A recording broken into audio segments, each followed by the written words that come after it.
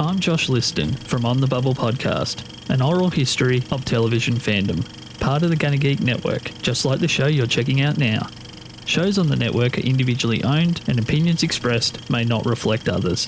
Find other awesome geeky shows at GonnaGeekNetwork.com. Capes on the Couch podcast is for entertainment purposes only. Dr. Issues is a psychiatrist, but he is not your psychiatrist and does not have knowledge of your individual situation. For any personal mental health concerns, please consult your own healthcare providers. For medical emergencies, please call 911 or the designated number in your area immediately. Remember that you are not alone and help is out there.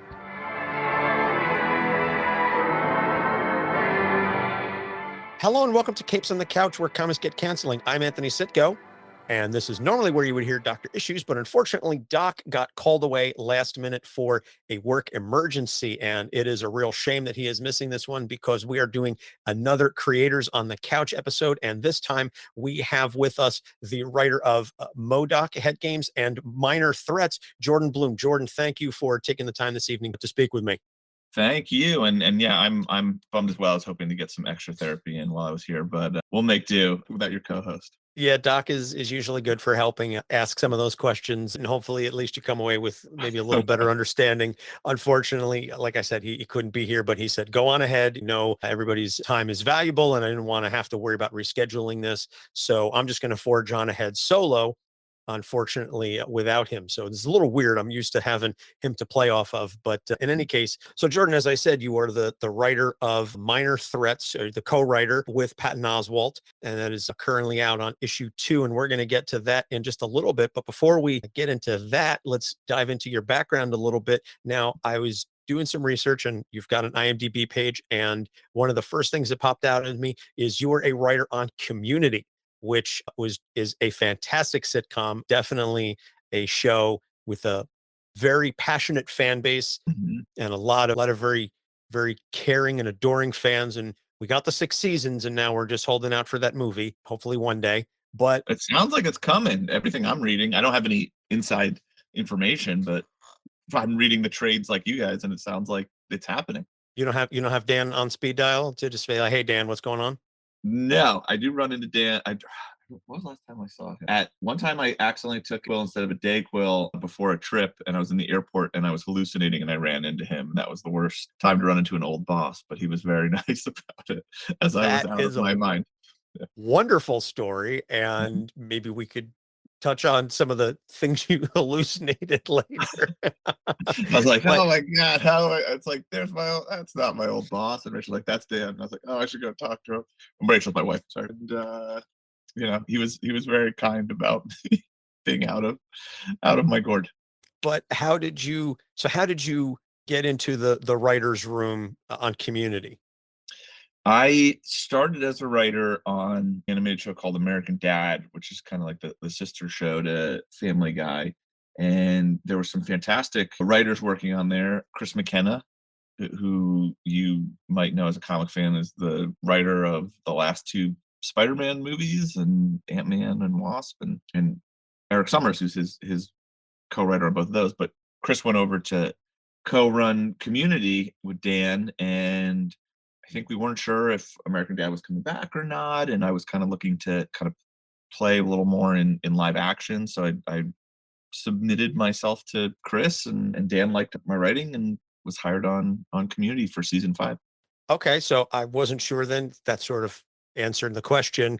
I wasn't clear whether you did American Dad first or Community, but from the sound of it, then it seems like American Dad came first. So then I guess the question then becomes, how did you get in the writer's room for American Dad? So American Dad, I was a production assistant on the show, and I was making copies, getting coffee, that kind of stuff, picking up lunches, and started to befriend the writers and the showrunners, and I got promoted to be the showrunner's assistant and was working very closely with them, and I even had a show that we'd sold to Fox that I co-created with one of the showrunners. And by that time, I was helping a lot with scripts and stuff, and he's like, why am I just bringing you into my office? I should just hire you as a writer. And I was like, yeah, that's a good idea. I love that idea. And I was staffed and kind of thrown into the deep end, and it was really fun. It was an amazing show to work on, incredible people like Chris and and Eric Summers and Nahnatchka Khan was on it, who ran Fresh Off the Boat, and just some people have like really gone on to have these incredible careers, and we're kind of the best people to have to educate you on how to write comedy. Awesome, awesome. So, so back to Community then. So you wrote or had a majority of the hand in writing. Was it app development and condiments? Yes, that was the episode I wrote for that season. Or I should say co-wrote. I had a writing partner at the time. And yeah, it was such a crazy show to work on. I was a fan of it before I got staffed on it, and it was insane to get to be on set and collaborate with those actors and watch it kind of come to life. And of course, being a sci-fi guy, I was very excited that the episode we ended up doing was a huge kind of sci-fi spoof. Yeah, definitely a lot of those tropes evident in that episode. And I also think it was kind of prescient because that episode came out in, I want to say 2014. It looks like based on the IMDb, and the way that apps and social media and everything were in 2014, very different from the way it is now in 2022, and the way that you have the metaverse and things of that nature. And I was almost kind of like eerily foreshadowing because my wife and I didn't watch it when it was first run. We caught it on Uh-huh. Netflix or Hulu or something like that, and we binged it later. And I was like, wow, this episode has a lot to say. And yet it was before that time. Like social media was obviously a thing in 2014, but Yeah. but some of the tropes and just how the characters are interacting with each other based on their ranking within the app. And to see now with the rise of influencers and clout and things of that nature was really kind of, like I said, eerily foreshadowing a lot of the things that we had seen or that we see now. So to come up with all that 8 years ago, I think is, pretty wild. Was that something that you had envisioned, that you just sort of said, well, I sort of see these things happening and we're just going to take it to a wacky conclusion, or what? I think so. I think then it was funny. Now it's kind of sad because so many people, their happiness is built on followers and ratings and the approval of strangers. But back then, we didn't think it would get to a point of where it is now. We were kind of like, oh, what if people made a Yelp but for humans, you know? And now like there's probably several of those out there. And I don't know. I mean, some of it was already there. I was one of the first generation of Facebook when it was just for colleges, you know, and you had to have a college ID. So I felt like we were there for the ground floor of all the damage this would do to the human race, and kind of felt like, well, the best thing of Community is when you watch something start in a very relatable place and it kind of spirals almost into the extremes of some sort of genre. So we talked a lot about like Logan's Run and those kinds of those futures, those dystopic futures, and what that could look like. And we pulled, I think, a lot of design and stuff so that even though we're using this modern technology, everyone's dressing in like 70s era sci-fi of what they thought the future would look like. So we thought that would clash nicely with the technology. Yeah, Logan's Run influence very, very apparent there. And what was the other one? The Running Man, And I think was. Zardoz, because we ended up putting Sideburns and Starburns and Zardoz. So yeah, the Zardoz outfit. But yeah, Running Man, all those, you know, that were kind of like all kind of ahead of their time, but everyone was in goofy 70s clothes or 80s. Yes. Yeah. It very, very interesting and very, very funny. So then MODOK, moving forward a little bit, the comic, as I understand it, and correct me if I'm wrong, the comic came out as a way to kind of promote the show. Yeah. So after the show, you know, we had written the show and we were in production. Marvel approached us about just writing a MODOK comic, and it was our concept of the show is tonally very different than the MODOK of the comics, and we've created this other world around him. But that's the fun of comics, is continuity and making sense of things. I'm a huge Grant Morrison fan whose theory is that all of it counts. So all the weird Batman stories from the 50s, those have to make sense with modern Batman. Those all were part of his history. So I think we try to take that approach with how would this show make sense with the comic book version of MODOK. And I think we found a creative way of making it the mystery of what the comic was, which is that he starts to have visions of this family that's never appeared in the comic, but were from the show, and they don't make sense with the 616 MODOK and his goals and who he is. So he is trying to figure out what it is, and is it a flaw in his programming? Is someone messing with him, or did he live this life, this suburban life? And I think that was the fun of the series, was trying to marry these two very different versions of the character. Yeah, I would love to see Morrison come back and do almost this may be a deep cut or maybe not, but like a Life and Times of Scrooge McDuck story for Batman, where you take the Don Rosa and all of those stories that were never intended to be within continuity. It was just all of these things, these different things happened because that's the story that they wanted to tell. And Carl Barks wove together this master meta narrative that pulled in everything that made it all somehow make sense. I think Morrison should be given 12-part series, kind of like an All-Star Superman, but a 12-part series to make it all fit together and just really pull from some of the zany and the serious and everything in between and make it all fit in one coherent timeline and narrative, because I think they have the talent and the ability to pull that off. But I think that's absolutely. I mean, I would buy that in a heartbeat. Oh yeah, yeah. I'm sold. I wish I controlled DC. I'd greenlight that in a second.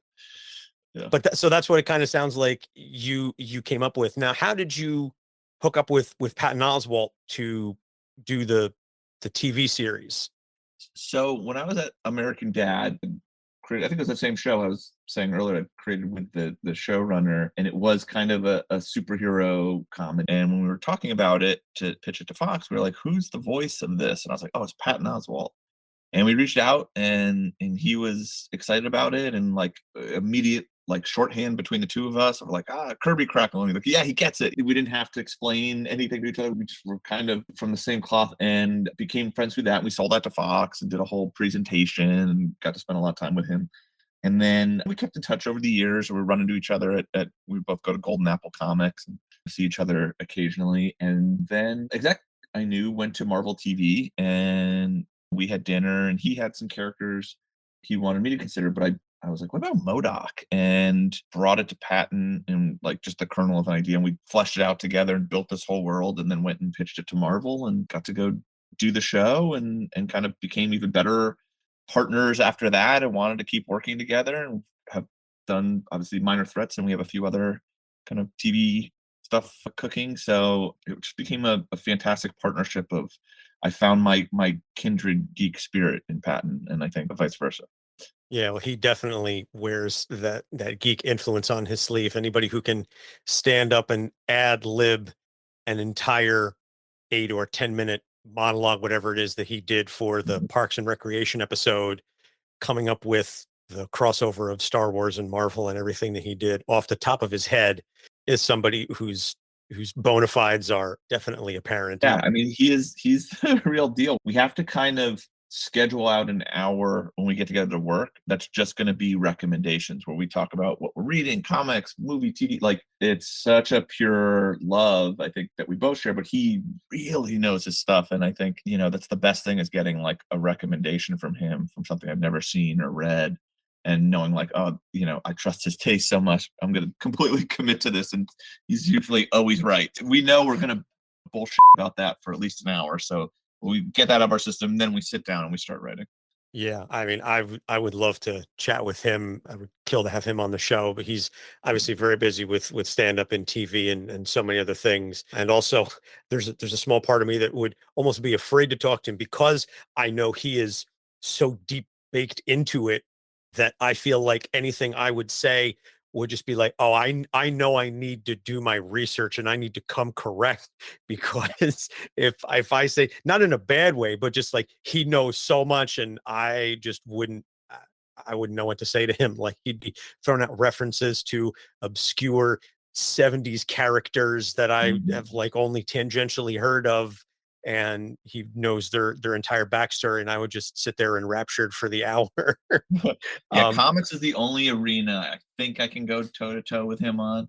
Everything else, like movies, I think of myself as a cinephile, but then I talk to him and I'm like, I need to watch more. I'm clearly I'm a fraud. I can't even call myself a cinephile after I talked to him about it. So Yeah. His real music deal. taste. I mean, he talks Same about thing. that very much in his stand up and everything. And I'm always just to your point, like recommendations. If he sees something or if he tweets about something, I'm always like, oh, okay, I'll check that out. And then I end up Mhm. going down this rabbit hole, and it's like, okay, well, that was just now I've just bought all these albums that I've never listened to, but Patton says they're fantastic, so I should probably check them out. Um, so the one thing that I do want to just talk about with respect to MODOK before we pivot to minor threats is the decision to make him like a standard sitcom dad, and that whole concept I think was so brilliant. And I'm not saying that to just blow smoke up your butt because you're here, but I just think from a character standpoint, and you were sort of saying before how it is so very much not MODOK within the 616, but I think there's enough there of the basis of the character that it kind of could make sense in an Mhm. alternate universe. And just again, how did you and Patton come up with the idea that we're going to take this mental organism designed only for killing and make him this bumbling sitcom dad while also still operating within the greater Marvel universe with Mhm. AIM and things of that nature? So playing with those tropes and just mashing them together. This isn't like a peanut butter and chocolate thing. This is like a peanut butter and I don't even know Mhm. what. And you mashed them Yeah. together, and yet it somehow still tasted good. How did you come up with that idea? Well, I mean, we love the character. I think like Pat and I have a Well, very that's obvious. yeah, specific kind of, you know, deep Marvel lore love. And I think MODOK represents everything we love about comics. Like he's a giant floating head Jack Kirby monster who has that egomaniacal Doctor Doomish, voice that thinks he's better than everyone, thinks he knows better than everyone, wants to take over the world, is so driven to believe that he should be running it. That archetype I think is so exciting to us, mixed with that visual. Like those two things hand in hand are what make MODOK MODOK. And I think MODOK is a very flexible character, like Batman, where you can do serious body horror, scary, high threat level villainy, or he can be a comic relief and kind of a bumbling villain, and he works both ways. So I thought the comedy was kind of already in there, in built into him. But I was thinking, and Pat and I were talking, like you only see MODOK in the context of I'm going to kill Captain America this month and AIM's going to take over the world. And you never see him beyond that. So who's to say where he goes or what he does off panel? He can't stay at AIM all day. Does he go home? Who would marry MODOK? What would that be like? What would his kids be like? Would they resent him? The idea of seeing him, a character like that, who we wanted to make sure we kept that voice, that megalomaniacal voice, but still has to go home and deal with drama, and see him in that setting mixed with the other half of the show was okay, he has AIM, they want to take over the world, they're brilliant scientists. What goes into running an evil organization? Is there this mundane element to that, like is there paperwork that has to be done, or HR meetings, or things that we just don't get to see because Stanley and Jack Kirby decide just to focus on the Captain America battle? What happens off panel in both the workplace and the home place setting? And that's kind of what led us to just flesh the world out around MODOK. But yeah, like you said, keep him still entrenched in the Marvel universe, and see those two worlds collide. That's kind of the genesis of the show. Yeah, very much a things I would do if I were an evil overlord. That famous internet list that's been going around for 20 some odd years, and all of the mundane things, to your point, that you're going to have railings so that your henchmen don't just fall off, and you're going to treat people with respect, and all of those things that are involved that subvert the tropes that we're very familiar Mhm. with, but also, as you said, still in that mindset. It kind of reminded me of, in certain respects, of like the Brack show, going back Mhm. to the old Adult Swim, Yes, in that was that sense great. of in the sense that you take these characters that are villains, that are not the people you want to root for, and then you show their home life, and their home life is very much not the way that you would envision it. And that the Brack show, you had the the dad with the thick Latin accent and the 50s housewife mom and stuff. And so that was just very much in that, again, that subversive vein. And I loved that show, spinning off of the Space Ghost Coast to Coast. So when this came along, I was like, oh, this hooks me, because it seemed very much something that like would have been on Adult Swim at 1 in the morning Right. when I was in college 20 years ago. So that is really what kind of appealed to me. And so I saw a lot of that, not the similarities, whatever, but just that tonal Mhm. similarity in the MODOK show. And that's one of the reasons Totally. why I Yeah. absolutely enjoyed it. I think that we were definitely kind of keying into, and then the other thing that we thought was like, again, we love these very arch Marvel villains.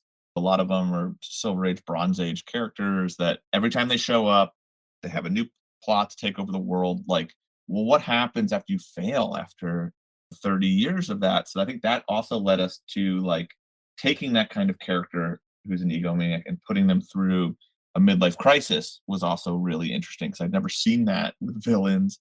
And if you do keep getting your ass handed to you by the Avengers time after time after time, it's going to take its toll on you and your confidence. And I think that was such a fun thing to take that kind of Silver Age, Bronze Age character and go, well, how are they going to react to this when you strip them of everything? Because their whole identity is built around being a supervillain, and this is what they do. And what happens? So what happens when he loses his company at AIM, or what happens when he doesn't have the respect he thinks he deserves at home from his family, and you strip him down? What's left of that villain, and are they going to fight to kind of take back their life? And we thought that was kind of an interesting thing to put that kind of villain through. Yeah, and we talk about that on our show because we analyze the characters, not just heroes, but also villains, and we discuss what has led these characters to these points, and are there any moments along the way where they reached the bottom and there's this rebirth.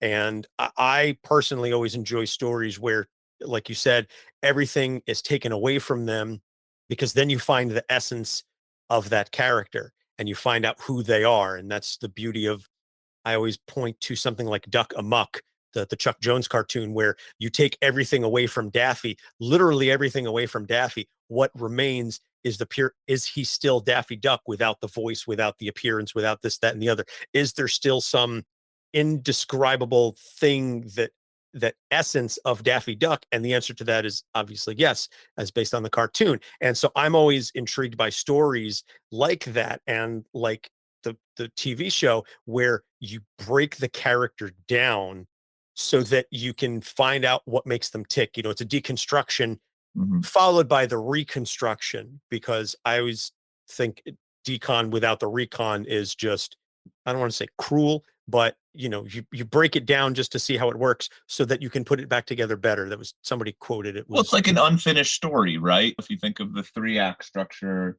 or the hero's journey, you have to break your character down, but your movie's not over until they rebuild themselves and they become someone new in the 3rd act. So if you don't have that part of it, you're not getting the full story. absolutely, absolutely. And again, I also, just the fact that MODOK he is obviously a high level threat, but he's also not really one of the characters that is like, when you think of like the flashy, well known top tier Marvel villains, he's not quite there. I Mhm. think, frankly, he should be, based on what he can do and based on the threat level that he can possess. But to your point, yes, he can go toe to toe with all the Avengers and come up with these major schemes, or he can get his ass kicked by like the New Warriors in like Yeah. half a heartbeat. I don't know that that's ever actually happened, but just like I'd you like can to see it. I'd like to see yeah, but Speedball put but him he down. he can be used Yeah. sometimes, that like, all right, we need to show that they're taking on a villain. Somebody, it can't be like, a no-name joke, but it can't be like a huge name. All right, MODOK, he's in that middle ground. Mhm. And Which I think drives him crazy. I think he's so aware of that, and he yes, wants to he be. wants to be top tier. He wants to be like a Skull, Doom, Magneto. Like, he wants to be Yeah. on that level where he demands that respect, but he's not quite there. No, but I think he is capable of it, and I think it's his own ego that trips him up. He constantly gets in his own way. I think that's what we really wanted to do on the show was have that happen where it's like you're what's holding you back. It's no one else. It's not your powers. It's not your company. It's your need to prove yourself instead of complete the mission that stops you. Yeah. And if you take the time to sit, and we talk about this on the show, that if you take the time to sit and self-analyze, you can discover those things. But so many people, and we were just talking about this. We recorded an interview with another creator last night, and we were talking about characters. We were talking about Tim Drake and how Tim is over intellectualizing everything. And he's always trying to solve everybody else's problems, because as long as he's focusing on everybody else, he doesn't have to look internally. And MODOK is another one of those characters that is always looking externally for the motivation and the validation, so that he doesn't have to look inside. Because if he turns his brilliant computer brain towards himself, he's not really going to like what he sees. And Right. but then who does he become? And that's one of the things that I think the show does pretty well, is trying to figure out, okay, everything else is taken away from me. How did I get here? And what is my next step? Mhm. And that's those kinds of stories. Again, like I said, I always thoroughly enjoy. Um, and again, the characters that are there, but not quite as high, tier one level characters. And I always admire people who have a love and appreciation for those lesser known characters, because anybody can be a fan of Captain America, Superman, Spider-Man, like the big names. It takes something special to be able to say, you know what, my favorite villain is like the Trickster, or my favorite hero is somebody from like the GLA, or what have you, like where your favorite characters are somebody that isn't always going to get that high level of respect. I'm a Moon Knight fanatic for Mm. years, like well before the show, and going back to like 2006, when he was like just coming up with the Houston and Finch run. I Everybody was like, "Oh, Moon Knight? Who? Oh yeah, I think I saw him in a Spider-Man book once." And meanwhile, I've got like every comic he's ever appeared in, and so there was like it's an odd choice of a fandom. I'm like, I also like Captain America. I have the shield well, your tattooed on me and podcast everything. makes But more sense now. what? Your podcast makes more sense knowing that Moon Knight is your favorite character. Yeah, I suppose it does. I suppose in And he's some the sense it ultimate does. mental health hero, right? Yeah, yeah. There are quite a few of those. I think we did like our third or fourth episode on him, like way back early off when we started.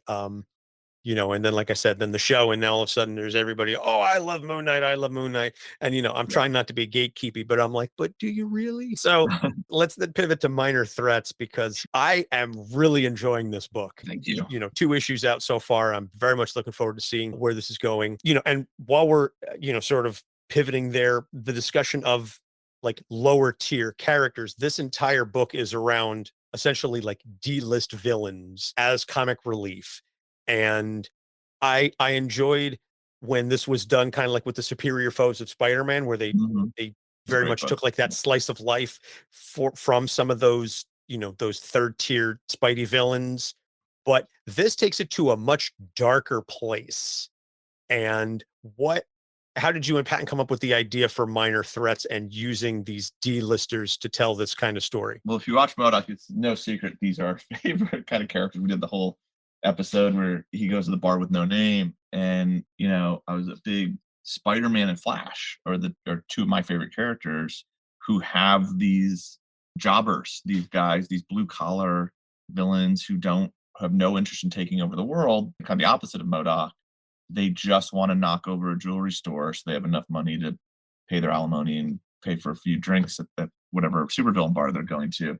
And I loved that these were just superhuman. These were very human characters who reminded me a ton of my favorite characters in crime fiction. They felt like Coen brothers characters to me. And the idea of combining those two things, these lower tier C-listers with a kind of crime fiction world that explored what it's like to be these kind of underdog low tier criminals who want to be taken more seriously, who want to escape these crappy lives that they're trapped in because of circumstances, and that maybe there's that one job that can elevate them either within the community or so that they can escape it for good. And I think there's something so human about that we wanted to flesh these characters out. And I think what's fun is a lot of them were created in the 60s, 70s, kind of more Bronze Age characters who were meant to be these one-off kind of goofy characters with some kind of gimmick, and then you never see them again, but they kept coming back. So that meant they had lives. And what were these lives like, and where did they go, and what? Then you go even deeper and you're like, what trauma led you to like put on a snake costume and go like, this is how I'm gonna make money and escape this neighborhood or escape this life. This is my only way out. And I think finding that was to me the heart of what the book was about. Yeah, and Playtime as sort of the POV character in the first one, and I feel like she may not be necessarily the ringleader of the group, but she's very much kind of the audience surrogate in many ways, Yeah. or at least I kind of Yeah, she's envisioned her. absolutely the protagonist, I think, of the book. Even though we jump narrators, she's always driving it for sure. It's her Yeah, story. definitely. And I really enjoyed, A, just the power set and the explanation of everything, and B, how she is obviously trying to make a better life for herself, but her mother is very much not. Her mother is like, I need you back. You're throwing this away. Like, we could be so great if you would just come back with me. And she's like, yeah, whatever, mom. Like, get the hell out of here.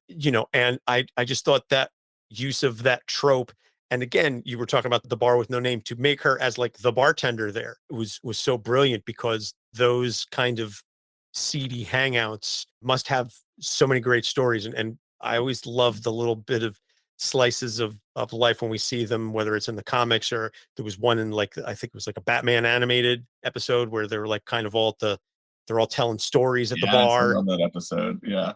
Again, it's just the way you play with the tropes, I think is fantastic. Mhm. And then obviously the characters that you're using are loving but off-kilter pastiches of some of these, very well-known and established characters. How do you come up with the characters and the power uses, and saying, okay, well, we're gonna make, we're gonna make a spoof on this character, but here's what we're gonna do with them. Here's what we're gonna do with them. Yeah, well, I think sometimes we'll start with gimmicks or power sets. Other times there's kind of a bigger thematic thing going on in the book, which is a lot of these characters, like I said, represent this Silver Age, Bronze Age kind of goofier time.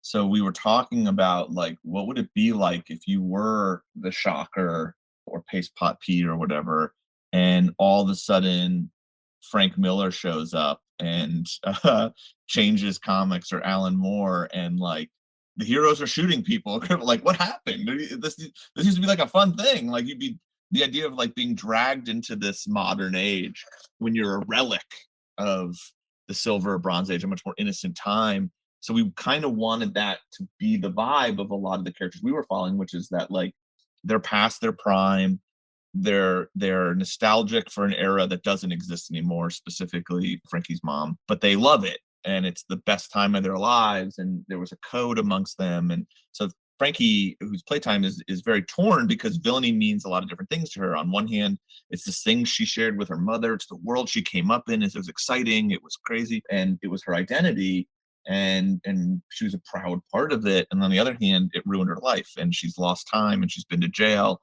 and she has no relationship with her daughter, and she has this incredible power, but every time she uses it, it just screws up her life even more. So what do you do? What do you do when you're trying to figure these things out? So we wanted to kind of pull her in two directions, where her mom is the devil on her shoulders saying like, this is who you are, this is the world, this is where you belong, you have these powers, you're better than everyone, you shouldn't live a normal life. And Frankie going, well, when I do that, I lose out on relationships and normalcy. And then we wanted her to kind of realize, as the series is going, she's really good at being a villain. So like, what happens if you're this like incredible pitcher who can throw over 90 miles per hour with every pitch, but you don't want to play baseball? Baseball's ruined your life. So that was kind of the thinking with that character, was to kind of have her be pulled in different directions where she knows what the right path is. But this is a story about villainy, and villains don't always make the best decisions. I think it's the fact that the villains don't make the best decisions is what makes them villains. But I also love the stories where the villains do make the right decisions, because then it becomes, huh, and people much smarter than I am have probably expounded upon this in much more eloquent ways. But the best villains are the ones that reveal things about ourselves that we may not like, or that we may be ashamed of or afraid of. But you Mhm. go, oh, okay. I guess I didn't really think of it that way. And it's sort of the quote from Community just popped into my head. I hope this doesn't awaken anything in me. But that idea of going, okay, I maybe I need to rethink some things. And I think a good example of that is Brain Tease. We see a lot. He's sort of like the central character in flashback for episode 2, and he's very much the Riddler gone horribly, horribly wrong. Um, and I really enjoyed the use of the abusive father. I'm trying not to say too much for No, it's okay. spoiler You effect. can spoil it. It's fine. Yeah. You can talk The freely. abusive father and stuff like that, and the backstory, but just the way in which his power set works, and how he's always like, I can solve the puzzle. I know where the pieces go before I can solve the puzzle, but I can't break this curse, and I can't logic my way out of this. Mhm. And that is so relatable for so many people who are like, I'm a very rational person, I'm a very logical person, I can see where all these things go, and what do I do when I'm in a situation where logic isn't going to get me out of this, where logic isn't the answer? And I think that is Mhm. so emotionally relatable and so powerful and so damn heartbreaking. Frankly, I felt really bad for Brain Tease after all of that. So kudos to you and Patton for coming up with that and just sort of Yeah. creating that kind of a character. Well, I think that's based on, I mean, so the smartest people I know have some of the biggest hangups or issues, or have a real hard time with relationships or moving forward or achieving their goals. Where you're like, you're smarter than everyone I know. You're way smarter than me. Like, go chase that thing you want to do. But they get in their own way, or they overthink things to the point where they're powerless to make change in their life because they're so analytical and they're so brilliant that they talk themselves into circles and go down philosophical rabbit holes where kind of prevents them from going on that date or taking that job or all these things. But they're absolutely the most logical intellectuals I've ever met who, they see these issues. They're very aware of their own personal setbacks. They see them coming a mile away, but they can't avoid them. So we thought that was kind of an interesting thing where you have a character who's almost, with his deductive powers, if you will. We wanted to keep it kind of vague. If, is he a precog? Can he really just gather information and see that far down the road? We kind of wanted to leave it a little open. But either way, he clearly sees how things tie together and lead to, certain conclusions. And it's like being in a car with no brakes. Like he can't, and not being able to steer. And it's just, you're just on a one-way collision, even though you, the intellectual, know better and you should be able to swerve the wheel or step on the brake, and you can't. And I think that's a problem a lot of people have. But again, it's a lot of times very smart, very intellectual people I've met kind of continually hit the same problems in their lives, knowing that there is a way to be happier or successful or whatever it is. Yeah. Now the heroes in this book, we don't see too much of them. There's the Insomniac, who's the Batman pastiche. I didn't get that from the comic. No, I'm kidding. I was like, for a split second, I was like, Really? what? I just thought we were going for it. No, yes, he's definitely Batman. Yeah, and but it's this idea of the heroes that are supposed to be the upstanding paragons of virtue and things of that nature. What is the name of the organization? It's not The Continuum. He's the a part of it. Continuum. Thank you. I was like the Omni something, the Continuum. That's it. They're kind of going, dare I say, boys, like the boys on Mhm. everybody, in the sense that they're just going in this full lockdown. But one of the interesting things that there was a reference to, or somebody made a comment in the second issue, it may have been Playtime, something to the effect of that taking they're they're beating up the villains so that Stickman may not necessarily get to them or turn them Oh, the into Insomniac. They're worried about the yeah, yeah. Insomniac. I think the idea is that the loss of Kid Dusk, are kind of a Robin in this. It's broken, one of the best heroes in this world. And he's just like he wants to get to Stickman. He's all he can see is revenge. All he can see is red. And he's just tearing his way through the city, and he's going to kill some people, probably some villains, because he's working his way through the underworld, because that's what happens when our Stickman is clearly kind of our Joker or like when the A-list villain holds the city hostage, it's the C-listers who pay the price, and that's kind of what we wanted to show. But yeah, he's unhinged. He's out of control.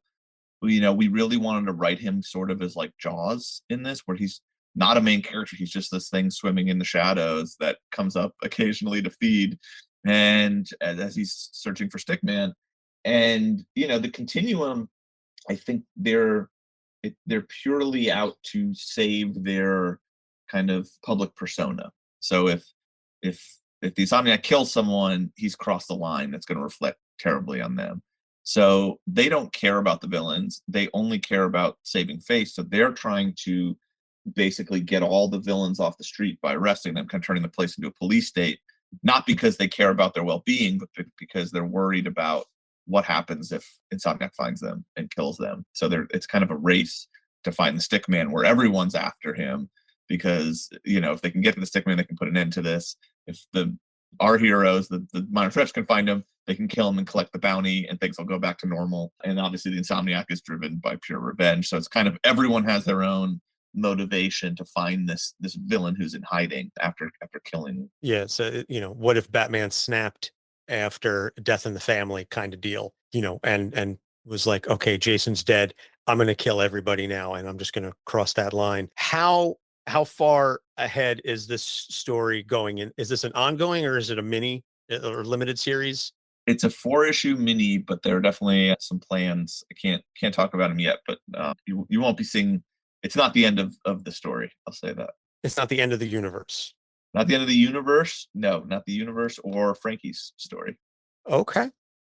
Excellent. Well, I'm very much enjoying it. And the artwork is fantastic. I think it really helps tell the story. I like the color palette and just the expressiveness and the action and the expressions, the facial expressions on these characters are absolutely fantastic. So full credit to the art team as well. We talked to a lot of writers on the show, obviously, but yeah, Scott also was our artist on MODOK on the comic. So it was us kind of keeping that going after we had such a good time with him on MODOK Head Games. And he's got such an eye for design, like you said, the acting and the action. Usually you don't get all of that.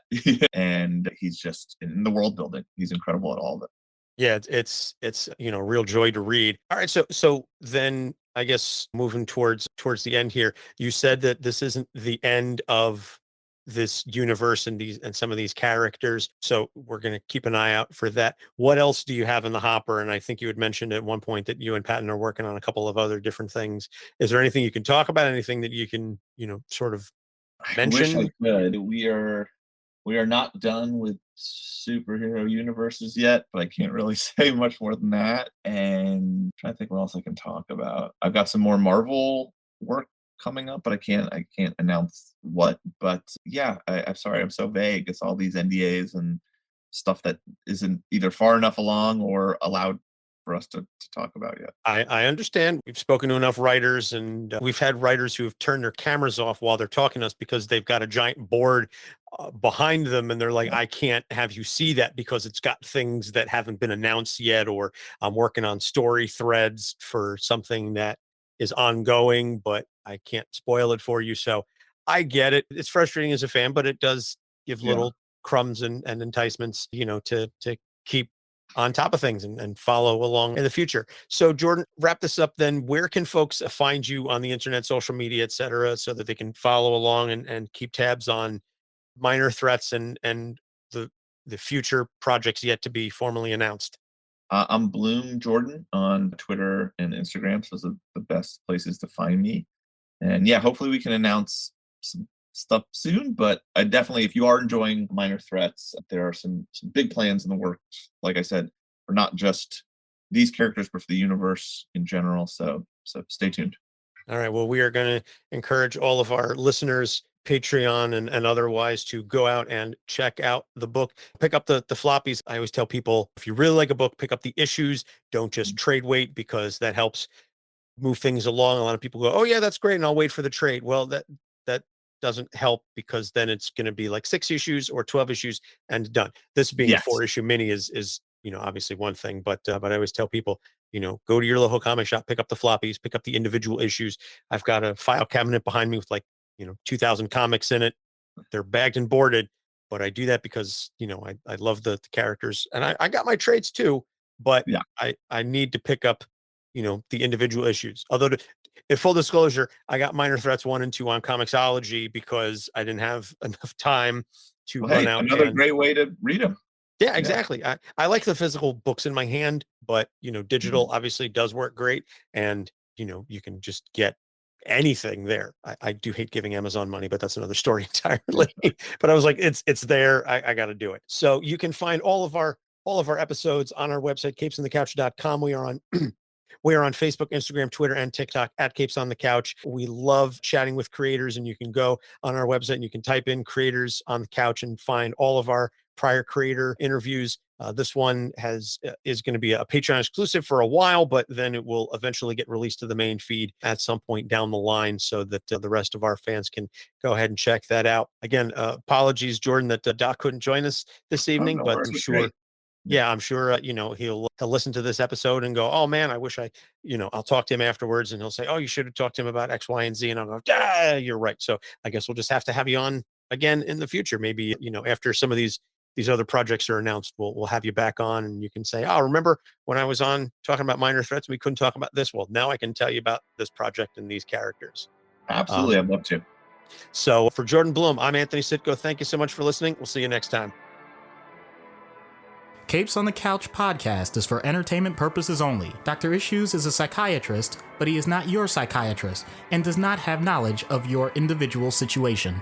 For any personal mental health concerns, please consult your own healthcare providers.